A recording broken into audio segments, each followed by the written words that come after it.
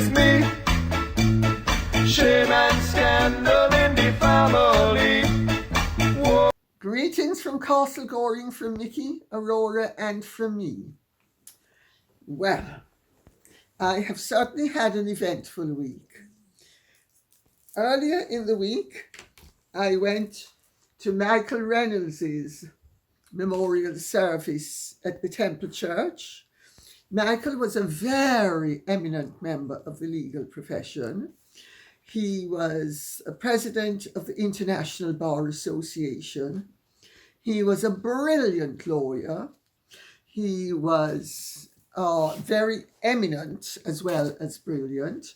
And he was a delightful person privately. He was super professional when he was being professional, knew the subject like the back of his hand, and was so bright and so nuanced and was so human and just delightful company, very witty, very entertaining, great fun, very down to earth, a little bit naughty, which was good. Mark Stevens, the present co-chairman, gave a very nice eulogy, as did one of his other International Bar Association colleagues. And it was just afterwards so lovely to see so many old chums and everybody so delighted to be celebrating Michael's life. He was somebody who I will miss not only privately, but in terms of being able to guide me through certain legal matters, because his guidance in the past was absolutely fundamental. Also, on Thursday evening, I went to the first night, the official opening, because there were previews before, of Mrs. Warren's Profession, the George Bernard Shaw play that was banned in the late 19th century and I think was first put on in 1902.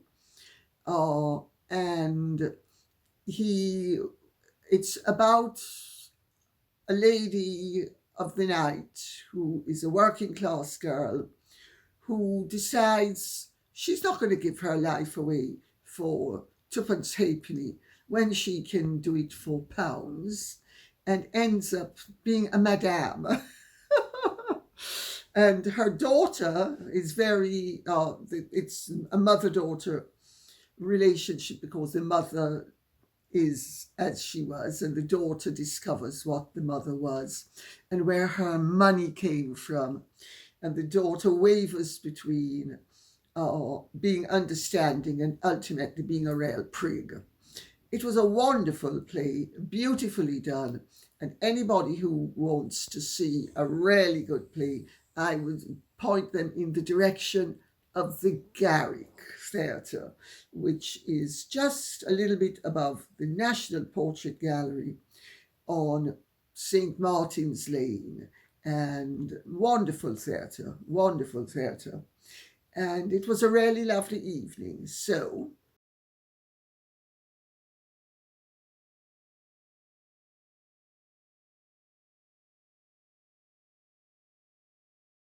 and aside from all of that, I have been very busy listening to the bongo drums beating, and they have been very entertaining, because I have been discovering one or two things, delving as deeply as possible to see the effect of Meghan's exhibitionism.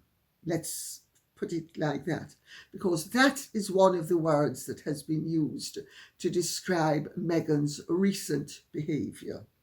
But I will read out the question and then I will answer it. Mark John Murphy says, Dear Lady C, I suspect the Duchess's posting of the baby bump affords her the opportunity, should she wish to avail herself of it now or in a future biography, to suggest that it is in fact a fake bump used for love it. Sorry. Used for dressmakers' fittings for engagements in the future when the pregnancy would be more advanced. An idea, but all terribly devious. Loving your show as always. Thank you and God bless. Mark John Murphy. I love it. Well, of course, there are all sorts of things being said behind the scenes, some of which I am afraid I am not actually legally able to repeat, about what Meghan has in store for everyone. Of course, whether she'll be believed or not is another matter altogether. I should think only the most idiotic or gullible or ignorant would believe a word that she would say on that subject. However, there are all sorts of things being discussed. Well, your hypothesis is, believe it or not that out of line. She is so devious, so calculating, so manipulative, and so flagrant with it. My understanding is that the royal family is beyond horrified at this latest development. They are, I was told, disgusted. They find it an offence to decency, good taste, and decorum. They are appalled that any lady or any decent woman would post a photograph of so intrusive a nature. She's not a Hollywood star, never was, never will be. So, and certainly Harry is not Annie Leibovitz. So, anyway, they are evidently reeling from the shock. I'll explain why they are also reeling from the shock. It is the height of poor form and bad taste and actually obscenity for any woman to be so overtly sexualized in her conduct as to breach the code of modesty. Royal women traditionally never ever would wear a plunging neckline, shades of Elizabeth Taylor, that would reveal so much of their bosom that all men would be tempted to unsheathe their swords forthwith, and having unsheathed their swords, go for the lunge.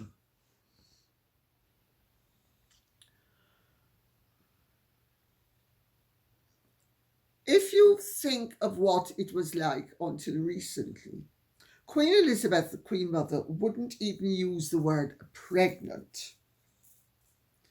Now, the Queen and Prince Philip were not as stuffy, and this present generation is not as stuffy, but there is an innate sense of modesty and decorum that all well-bred people possess, really. And for Meghan to have done what she's done has raised questions in certain quarters. Is she evil? Is she a monster? Is she sick? or is she all three in one? Nobody can believe that any member of the royal family could have posed for and released a photograph that was so distasteful, so intrusive, so violating of the boundaries that civilized and decent women abide by. She's very Kim Kardashian. Now, we all know that Kim Kardashian has actually displayed all her feminine attributes. And the question some people are asking is, whatever next? Is Meghan going to go the full Brazilian? Is she going to remind us that she is the female equivalent of the Swedish motor car Volvo, and that she should be known as the Swedish feminine version of the Volvo motor car, and maybe she's going to start a line in pickups, which will be called the Meghan Vulva. Unbelievable. Unbelievable. Meghan is desperate. Is she setting this up to come out with something down the line, along the lines of, I was forced to do things I didn't want to. They were so colour prejudiced. They didn't want anybody with my heritage to do any of the things that H and I wanted to do. Is that a possibility? I have to be careful how I put this for legal reasons, but read between the lines. Is she going to, down the line, explain away any awkwardness by saying that she was compelled to do certain things, and it's no one left eye. None of it is my fault. I didn't want to do it, but I was made to do it. I really didn't want to do it. No, I didn't. I didn't, but I was made to do it. I mean, yet again, I'm a victim. I'm a victim of a cruel and racist royal family. And it's an absolute lie that I ever didn't want to have children. I wanted proud, confident children of colour. I didn't want white babies. No, I didn't. I didn't. Oh, I've been forced.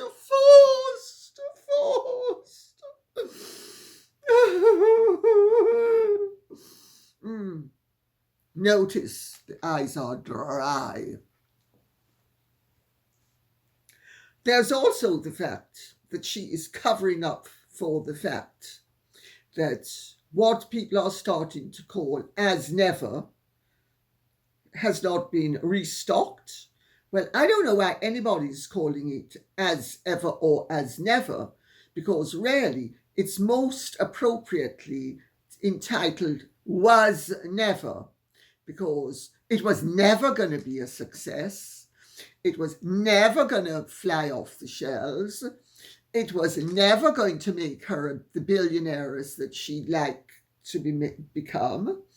And with a time lag of this extent to restock the produce, that tells me, I don't know what it tells you, that tells me that Netflix is not particularly behind the operation. or if it is behind the operation, which I do not for a second think that they could be so grossly incompetent as to be behind it. If they are not behind it, that makes sense. But if they are behind it, they are so incompetent as to be unbelievable. In fact, as incompetent as Meghan is. Then, of course, there is the podcast from Lemonada. Well, Meghan's very good at making lemonade out of lemons. She is the superb lemon of all time, and she dollops on the saccharine.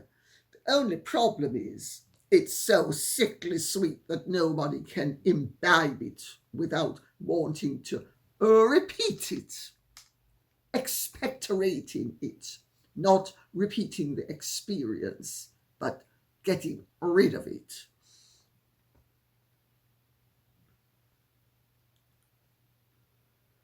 Unbelievable, the whole thing. Lili Zane says their daughter's birth certificate code absolutely does not state the child was born in Colorado. I'm not going to mention the name of the YouTuber out of deference to her. I don't want to embarrass her.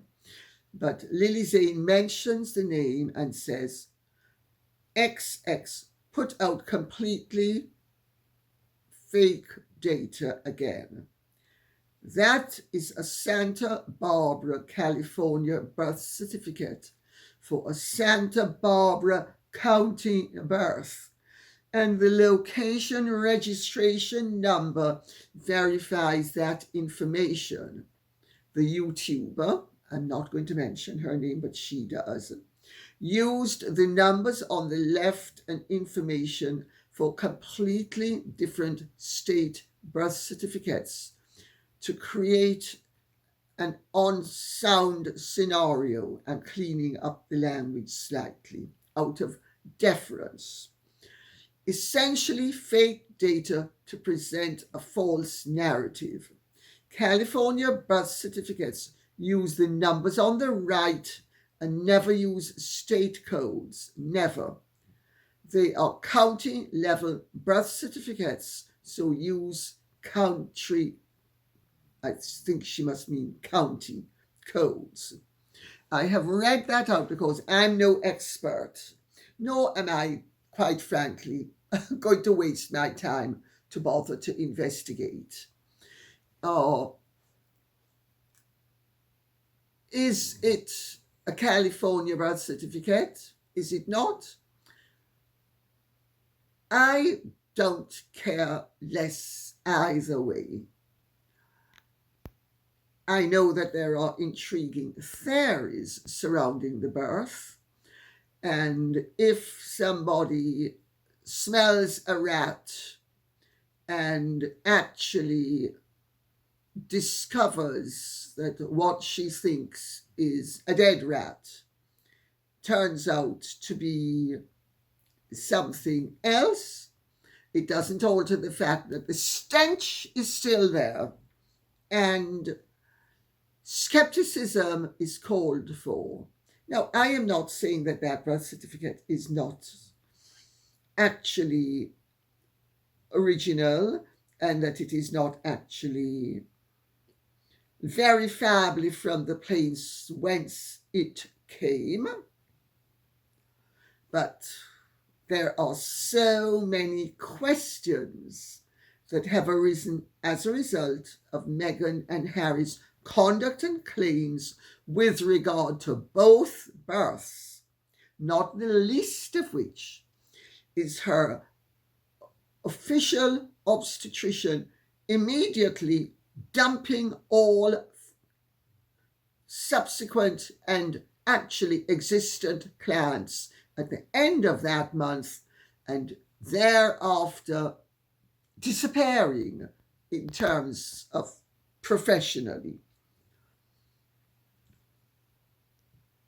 Anybody who posts a fake bump, which is, in my opinion, clearly what Meghan has done, because I cannot believe that that is a real bump.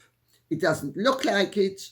There are all sorts of reasons why it shouldn't be accepted as valid, not the least of which it's several shades too brown for the rest of her.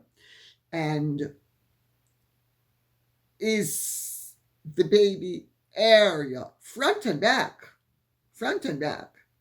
going to be appreciably darker than the rest of her? I would respectfully submit not. But the thing is, when you are investigating what is effectively ruses and sleights of hand and really messing around with the facts and with people's ability to accept as genuine what you are furthering. I need to be careful how I put all of this for legal reasons. Skepticism is called for, and if somebody makes an honest mistake, I'm not going to decry them for making the honest mistake. Let me leave it at that. And having said that, I don't know the YouTuber in question. I've never met the YouTuber in question. I've never communicated with the YouTuber in question. I have no axe to grind one way or the other. I'm simply being courteous in the circumstances. Anne Wright says, I don't think Meghan has any idea of how big the world is and how quick her bullshit flies around. I live in Australia and she is a laughing stock here. And right, I live in the United Kingdom and she's a laughing stock. She's a laughing stock all over the world. I run into people from South America, Central America, Africa, North, South, Central, East, West, the Middle East, Malaysia, Japan, China, Russia, Latvia, Estonia, Lithuania, Czechoslovakia, Czech Republic, and Slovakia. That gives my age away. I can go on and on. People from all over the world. And most of them make a point of saying to me when I meet them, because I meet people all the time, even on the street, and they make a point very often of saying to me, keep up the good work. We are right behind you. We also think what you're doing is important. This woman needs to be stopped in her tracks. Meghan has, like all narcissistic personalities who buy their own lies, or to slightly amend what you've said, believe their BS, or hope that we will believe that they accept their BS as fact, which I think would be a more accurate way of putting it. She has utmost contempt and rarely functions in a bubble. I have seen it time and again with narcissistic personalities. The world, your world and my world, begins here and extends outwards. Their world ends here, and everything else is fodder to be sucked in and devoured and used for their nurturing and their fattening and their enhancement. If once you actually take that on board and realize it in its total enormity, you begin to understand why the Meghans of this world behave in such a contemptuous way for fact, fiction, and you and me and everybody else.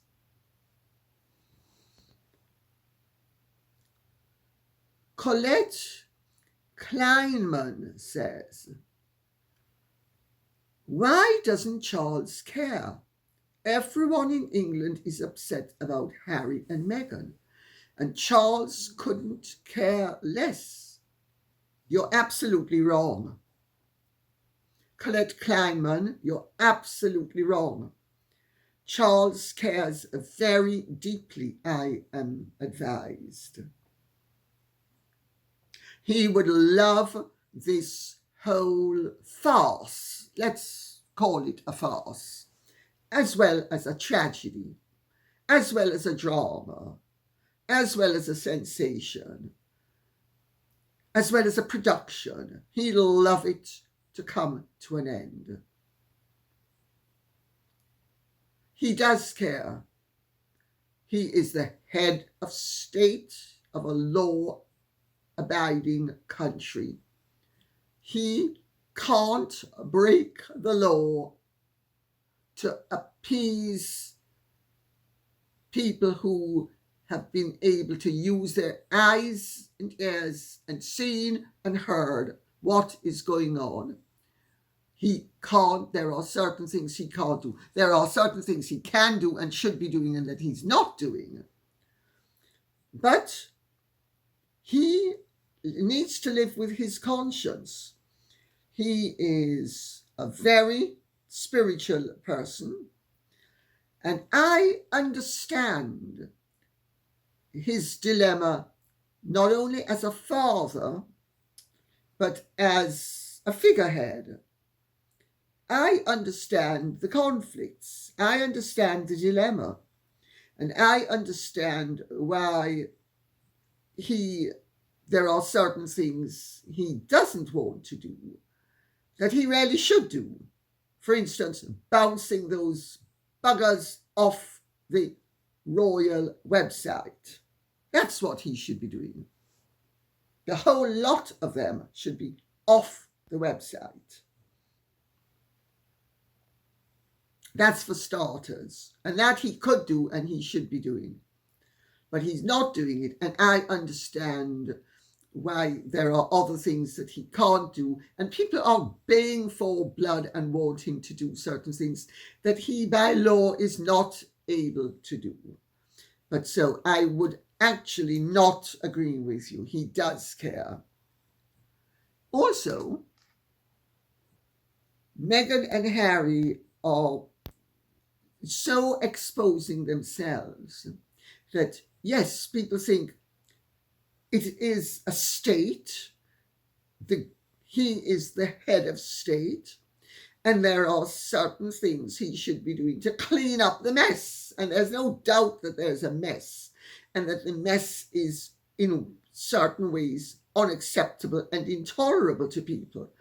And more should be done to appease the concerns of the public, but those have to be balanced against other concerns of other members of the public.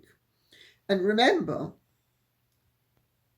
he is not only the head of state of other realms aside from the British Isles and Northern Ireland, the United Kingdom, but he's also the head of the Commonwealth.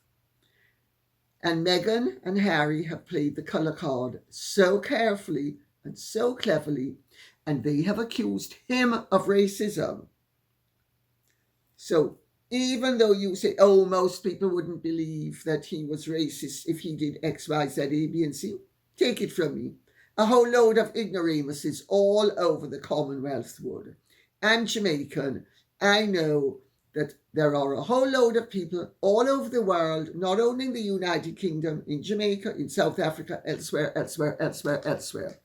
who are so ignorant, and they love to play identity politics. And they would love to be able to say, you see, the British are racist. The king is racist. He got rid of the family of colour. You need to consider that as a reality. Victoria Churchyard says, "We are not stupid nor blind." No, we're not stupid and we're not blind. And I don't know about you, but I suspect that you and I are in accord. One only needs to look at that photograph that Meghan has posted of herself supposedly pregnant to see that if that's a baby bump,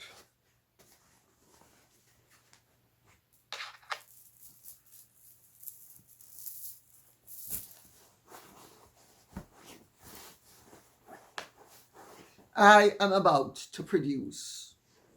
Can you see? I am about to produce an heir to the Campbell dynasty as well.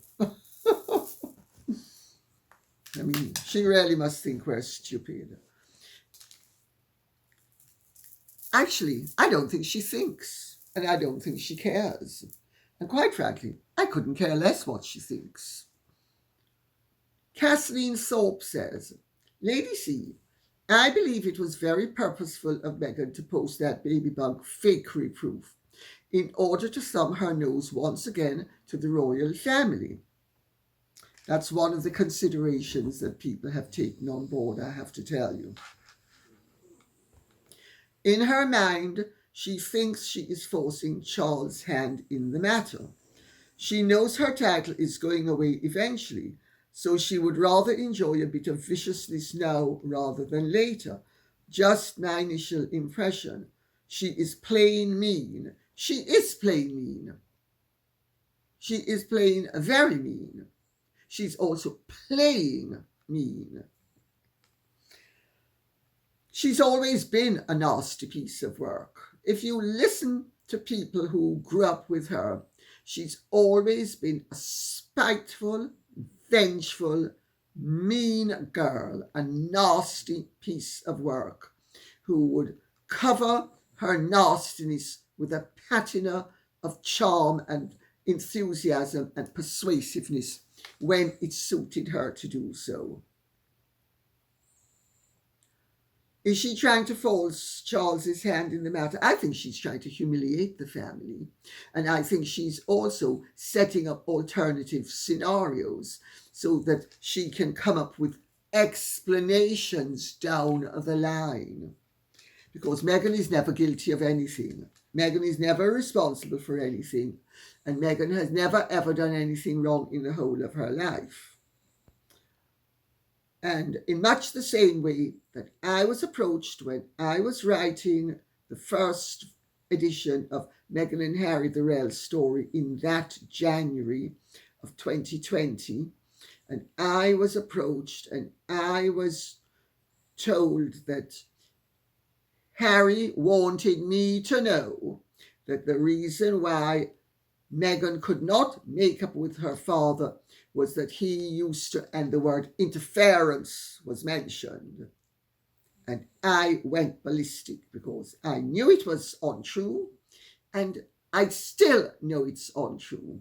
But the mere fact that I was fed tells me that we are dealing with somebody who is a really practiced and calculating operator who will play dirty if it suits her. And I actually think she most likely enjoys the power trip. Narcissists become very power crazed. I saw it with my mother. They enjoy wielding power and they enjoy being cruel.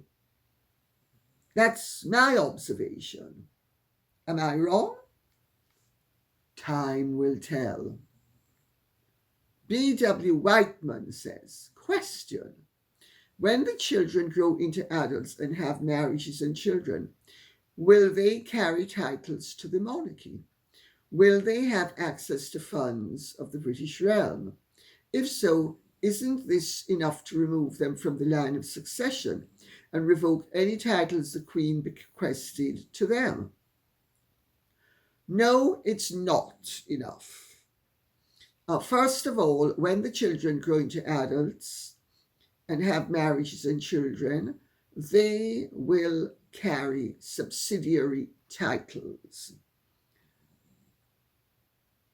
I do not expect that they will be endowed with any further titles, not the way things are going and not as things stand. If there is a radical change, that might alter, but I don't think it will. Will they be left anything of any significance?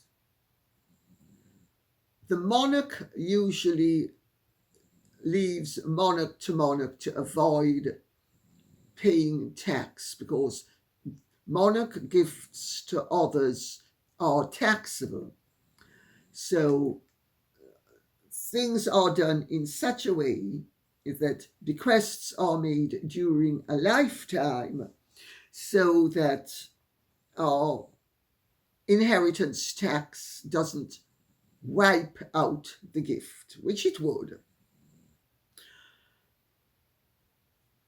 I do not envisage Harry or those children being beneficiaries of any particular largesse from any member of the family here on in.